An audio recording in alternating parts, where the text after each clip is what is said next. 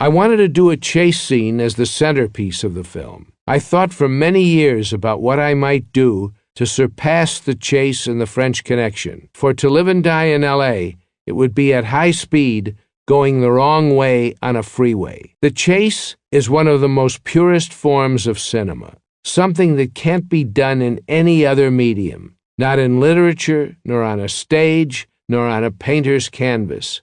A chase must appear spontaneous and out of control, but it must be meticulously choreographed, if only for safety considerations. The audience should not be able to foresee the outcome. It helps to have innocent bystanders who could be hurt or killed. When I see vehicles in a film whipping through deserted streets or country roads, I don't feel a sense of danger. Actual high-speed chases take place in big city traffic or on crowded freeways. Pace doesn't imply speed.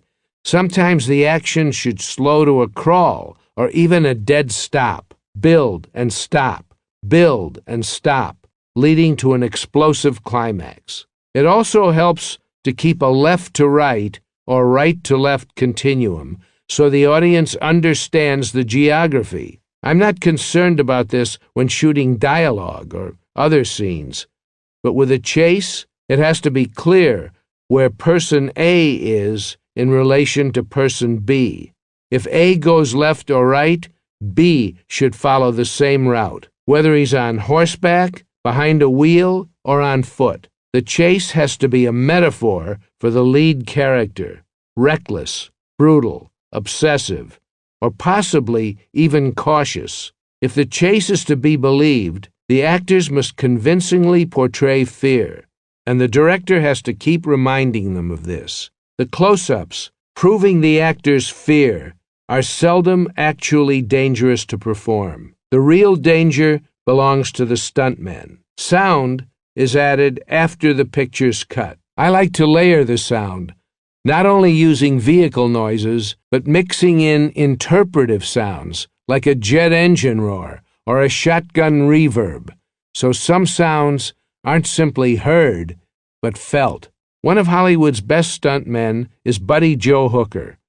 He loved the challenge of To Live and Die in L.A., and if we could pull it off, we believed it could top the French Connection chase. My habit of shooting off the cuff with little rehearsal does not apply to a stunt sequence. Stunt coordinators know that if a serious injury occurs on their watch, they're done.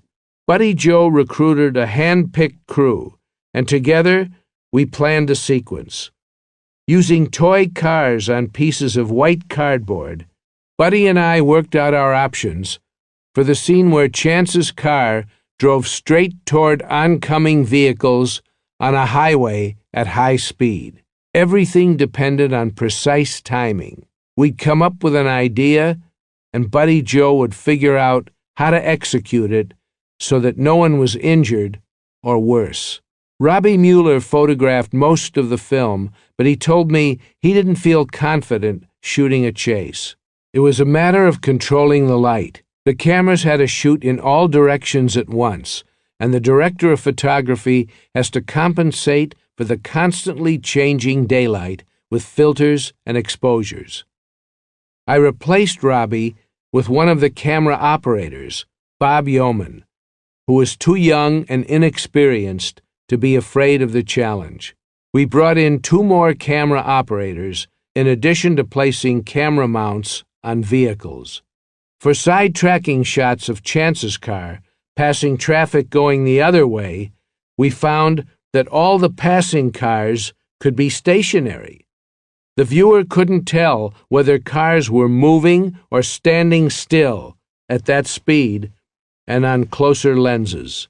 We parked cars along a smooth 100-yard stretch of the Terminal Island Freeway, and Peterson could weave past them while driving. We built a swivel rig on which we mounted the Impala. The swivel was operated remotely, causing the car to twist 180 degrees while being towed on a straight path past traffic moving erratically in the other direction, but far enough away for safety. Peterson did a lot of the driving himself, but Buddy Joe or one of his guys drove all the point-of-view shots. The oncoming cars, at least 75 at a time, were stunt cars that we switched out for different angles. The chase was filmed in an industrial area on the Terminal Island Freeway for 6 consecutive weekends, 4 hours each day. As important as proving that Peterson was driving were John Panko's reactions of abject fear in the back seat. We made these shots from inside the car and from the swivel rig. A new camera called the Hothead was mounted on the hood of the Impala so he could see Peterson driving and pan the camera from a remote vehicle to see his point of view in the same shot. There may be better chase sequences in films, but few are as elaborate as the one from To Live and Die in L.A.